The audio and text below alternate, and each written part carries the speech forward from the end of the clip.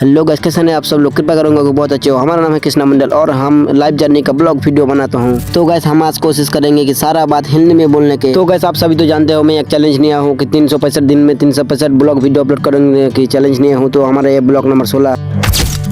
तो चलिए गाइस सुबह से वीडियो स्टार्ट करते हैं। तो गाइस आप सभी तो जानते हो कल बहुत ज्यादा बारिश हुआ हमारे इधर, इसलिए पानी नहीं होगा तो हम चले आए हैं सुबह सुबह जिम घर ठीक करने के लिए। तो गाइस आप सभी लोग देख ही सकते हैं मेरा जिम घर का हालत अभी कैसा है और हम सब लोग खट खूट के मेहनत करके कैसा करेंगे।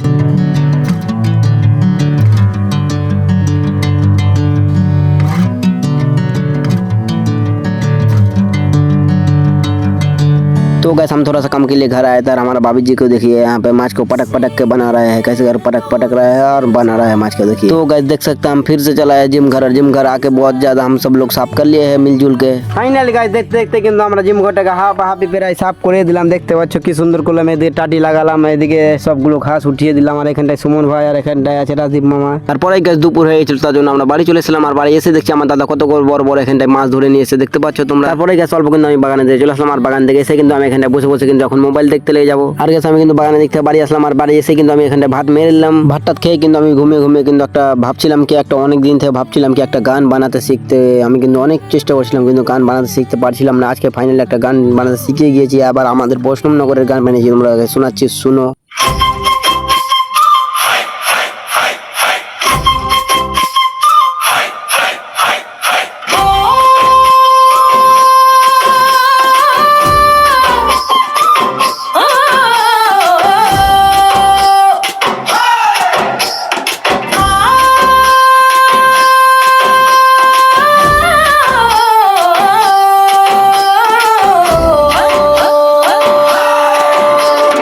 বৈষ্ণবনগর কি দারুণ জায়গা ভাই, এখানে এলে মনটা ভরে যায়।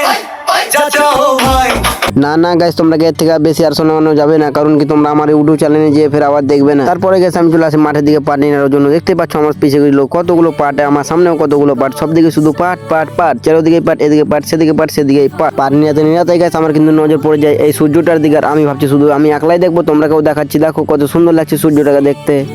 গাইস দেখতে পাচ্ছ পানি নিতে কিন্তু রাত লেগে গেল চারোদিকে। তো আমি আজকের ব্লগটা এখান থেকে শেষ করে দিচ্ছি। আবার দেখা হচ্ছে তোমার সাথে কালকের ব্লগে।